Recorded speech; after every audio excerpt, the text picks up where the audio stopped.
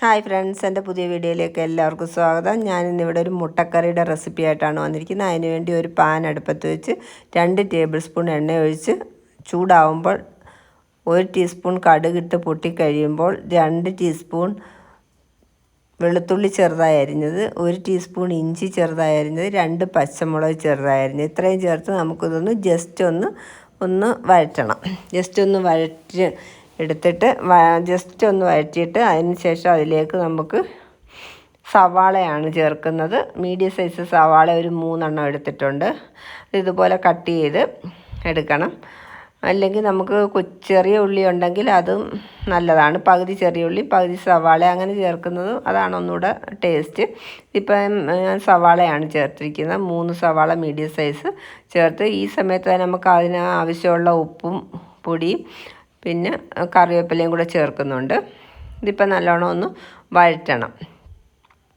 നല്ലോണം ഒന്ന് വഴണ്ട് വരുമ്പോഴത്തേക്ക് നമുക്ക് ഇതിലേക്ക് ആവശ്യമായിട്ടുള്ള പൊടികളൊക്കെ ചേർക്കാം. കാശ്മീരി മുളക് പൊടിയാണ് ഞാൻ എടുത്തിരിക്കുന്നത്. ഒരു 1.5 ടീസ്പൂൺ കാശ്മീരി മുളക് പൊടി എടുത്തിട്ടുണ്ട്. 1 ടീസ്പൂൺ ഗരം മസാല, 1.5 ടീസ്പൂൺ മല്ലിപ്പൊടി, 1 ടീസ്പൂൺ കുരുമുളക് പൊടി, ഒരു 1/4 ടീസ്പൂൺ മഞ്ഞൾപ്പൊടി, ഇത്ര എടുത്തിട്ടുണ്ട്. ഇതിപ്പം നമുക്ക് ഇതിൻ്റെ കൂടെ ചേർത്ത് ഇളക്കി ആ പച്ചമണം മാറണം വരെ ഒന്ന് ഇളക്കണം.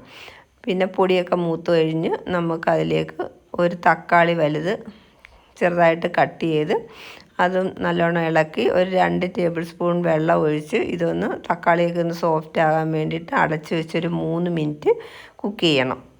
പിന്നെ ഇതിലേക്കുള്ള ഗ്രേവിക്കായിട്ട് ഞാൻ തേങ്ങാപ്പാലാണ് ചേർക്കുന്നത്. അതിന് നമുക്കൊരു 1/4 കപ്പ് തേങ്ങ ചിരകിലേക്ക് 1/4 കപ്പ് വെള്ളം കൂടെ ഒഴിച്ച് അതൊന്ന് മിക്സിയിൽ അടിച്ചെടുത്ത് ആ തേങ്ങാപ്പാൽ പിഴിഞ്ഞെടുത്തതാണ്. അതാണ് ഗ്രേവി ആയിട്ട് ചേർക്കുന്നത്. ഇത് ഒഴിച്ച് ജസ്റ്റ് ഒന്ന് തിള വരുമ്പോഴത്തേക്കും ഇത് കറിയൊക്കെ ഒന്ന് കുറുകി വന്നിട്ടുണ്ട്. ഇപ്പം ഈ സമയത്ത് നമുക്ക് മുട്ട പുഴുങ്ങിയത് കൂടെ ചേർത്ത്